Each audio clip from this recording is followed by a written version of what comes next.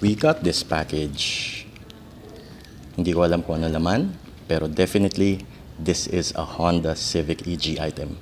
What's inside the box? Let's check it out in this video.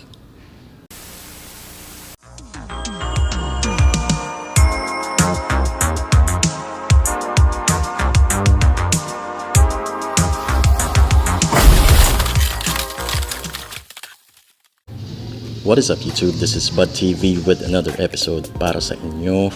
I hope you guys are still safe. Sana walang nagkakasakit sa inyo. COVID-19 man yan or hindi. Okay, so before we proceed to this video, this unboxing video, don't forget to give this video a thumbs up. Comment down below for any comments, questions or suggestions, and wag niyong kakalimutan to subscribe to Bud TV by clicking the subscribe button dito sa baba, and wag niyo rin kakalimutan, and also don't forget to click the bell icon to get notified on our future videos dito sa Bud TV. Thank you for all of the subscribers na sumusuporta sa channel natin. It means a lot to me. Marami pong salamat sa inyo, and I hope you keep on supporting the channel, and I'll try to make videos na informative and enjoyable at the same time. Okay, so let's start with this unboxing video. Ano ba itong nilalaman itong Honda Civic EG box na ito? Let's find out. 僕らは皆名もないとこなしの世代切るバカ代表バブルも高度経済成長もない国道沿いに生きるババパンピー一人じゃないけど多くはない世代的にごく少数の部類見てきた月9もバラバラで趣味思考の数は星のようでそれでも僕らは皆似た風景の道芸を持つ同胞でショッピングモールであのことでどういつでも何かを探してる大きに毎度あり Now, before we proceed in opening this box, just want to let you know that this is an original, authentic Honda Civic EG item. And gusto ko rin sabihin na this is not an item or this is not a car part na pwede nating ikabit dun sa Honda Civic natin, but this is an item connected doon sa ating kotse. I tried to research the internet for any backgrounds or news about this item na ito. Unfortunately, I couldn't find anything.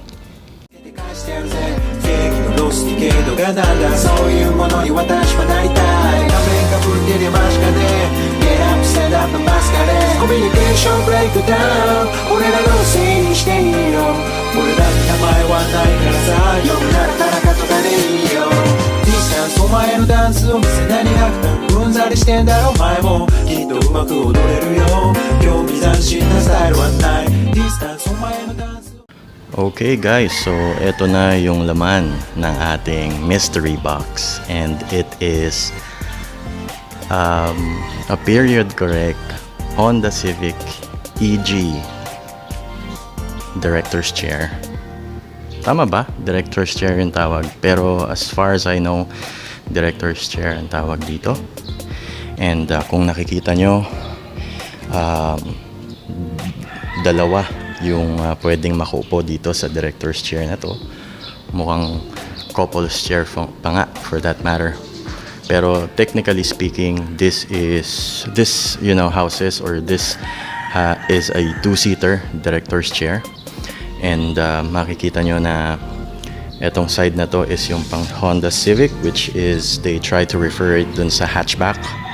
And ito naman yung Honda Civic na Vario, which they refer to as doon sa four-door natin or yung sedan, or shall we say yung ESI natin dito sa Pilipinas.